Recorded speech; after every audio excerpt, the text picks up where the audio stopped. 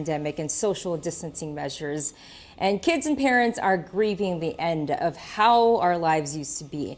As students transition back into the classroom, clinical psychologist Dr. Muradian suggests 3 essential conversations that you should be having with your students and children to prevent some post-COVID stressors. And we welcome her to the show. Thank you so much for being with us today, Doctor.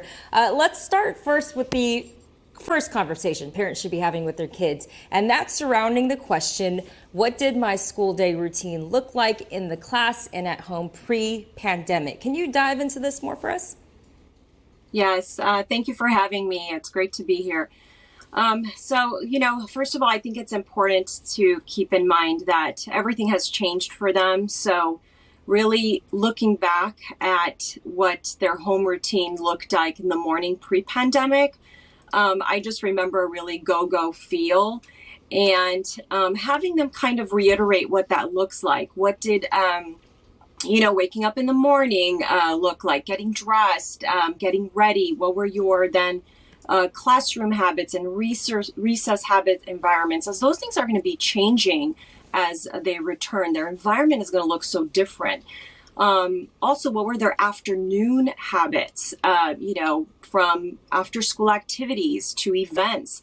A lot of these things are going to definitely look different. So it's important to touch base and really have that important conversation with them and see how they're feeling about that. Yeah, better to be better prepared, right? Conversation 2, what does my school routine look like right now and at home distance learning? Can you talk more about this conversation? Yes. So, I've been reading everywhere, and also from what I'm hearing from a lot of teens, they're really struggling right now, as we all know, with distance learning, with social isolation, feelings of depression. So this is another important thing to touch base on, such as, discussing with them and having them kind of write down their feelings.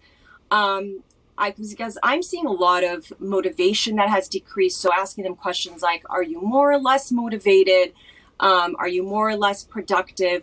What are your emotions? How have you been feeling this past year? I think it's a question that needs to be addressed and processed with them, because then that's why we tend to see the depression feelings setting in, them describing as feeling lonely, excessive screen time really impacting them. Absolutely. What about conversation 3? What are my worries about going back? Oh, yes, this has been a common question I've been asking a lot of kiddos. Also, I'm a mom of 3. So this is really a very, very important one to address, because, a lot of schools are doing a hybrid program, or Right. Some are just saying you're just going back right away. So this is a really important conversation. Are you worried about what your learning environment is going to look like? Let's really talk about what the classroom environment is going to look like. Is it indoors? Is it outdoors? You're going to have shields around your desk. You're going to be wearing a mask all day. Really helping them foresee what it is going to look like.